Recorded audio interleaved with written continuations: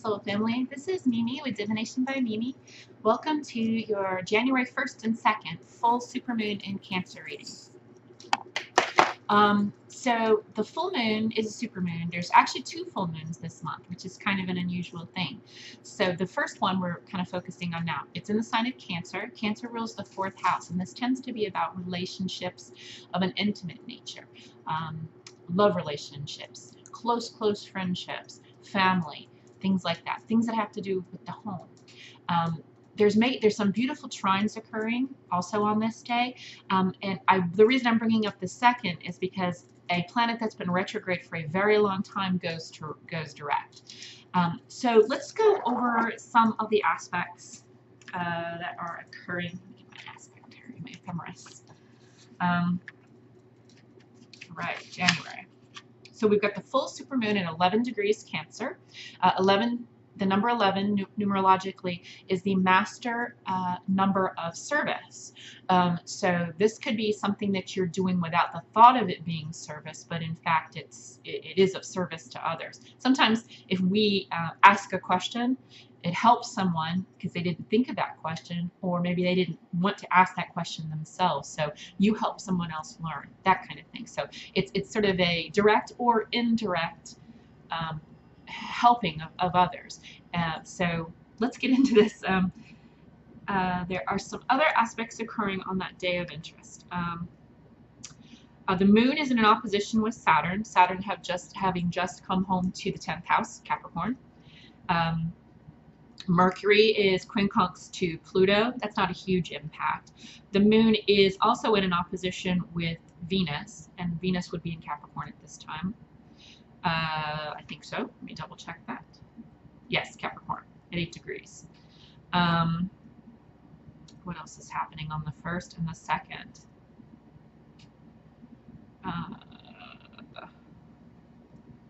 Mercury is in Sagittarius.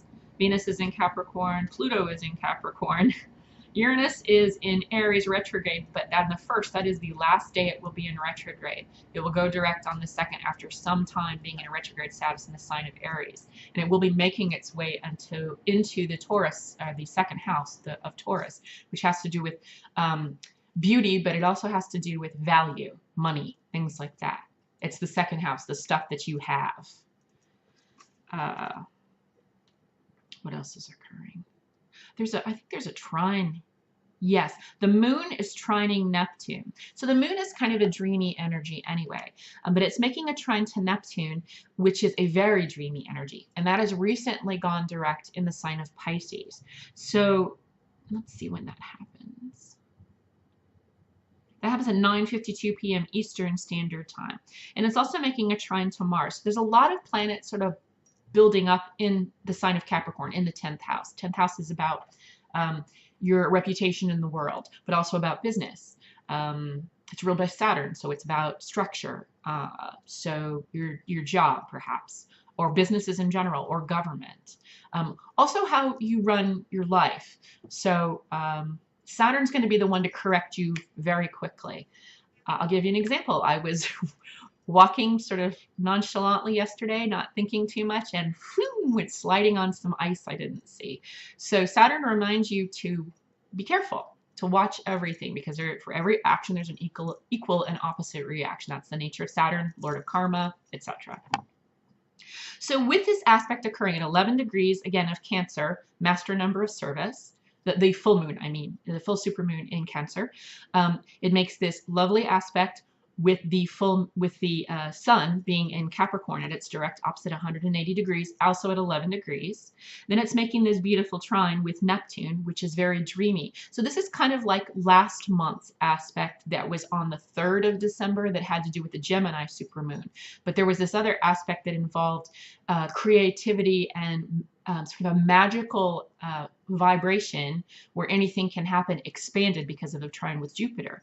In this case, we're talking about the moon trining with Neptune and with Venus. So it's really lovely and it's in the 4th house with the moon being there. So it's very much going to bring not only a highlight and an expansion in love and matters of the heart, again, 4th house Cancer, but it's also going to bring about with the Neptune aspect, it's going to bring about creativity, certainly, but definitely psychic ability. So don't be surprised if you have very vivid dreams at this time.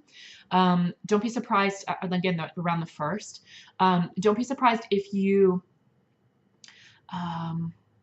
see things, get messages more than you normally do. Like ideas will come to you that perhaps you've needed to hear and needed to know. And the reason it's coming to you and you're seeing it and recognizing it and quantifying it, understanding it, is because of this aspect. It's rife for being awake and aware of the input and the downloads from higher consciousness. So it's a very exciting time. The 2nd, again, is the day that Uranus, this is the 2nd of January, is the day that Uranus goes direct in the sign of Aries. So Aries is the 1st house. It is it's about the self, and it's kind of a fiery, energetic, youthful energy, hot energy. Uranus is an unpredictable, unexpected changes, progress, collectivism, revolutionary energy. So in retrograde, it's been frustrated. There's been some aspects of it you've seen on the world stage for sure. Catalonia, uprisings here in the United States with the, what is it, the J20 now? I don't know, there's so many members of the World Trade Organization or whatever it's called now. So there's been an equal amount of restriction with Saturn, but there's also been this Uranus expansion. Well, with it being direct now, there's a very good chance that this energy is going to really take hold. So, for example, all of the things that we saw last month that were extremely disappointing, like the new tax plan that benefits really the 1% and the rest of us pay their lifestyle, or the other aspect of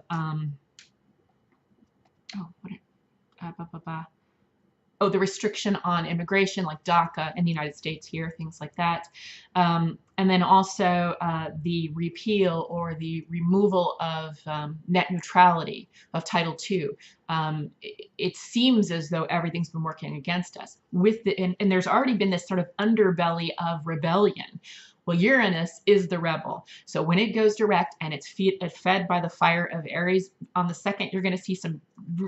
the 2nd beyond, you're going to see a lot more revolutionary activity, a lot more activism, a lot more movement where the collective rises up. And that's really a good thing. So, you know, I personally believe that everything is connected. There's politics, there's spirituality, there's the physicality, there's the body, and the mind and the spirit. It's all very much connected in my world. So if you can see astrological events playing out on the world stage, then certainly know that spirit is alive in your body.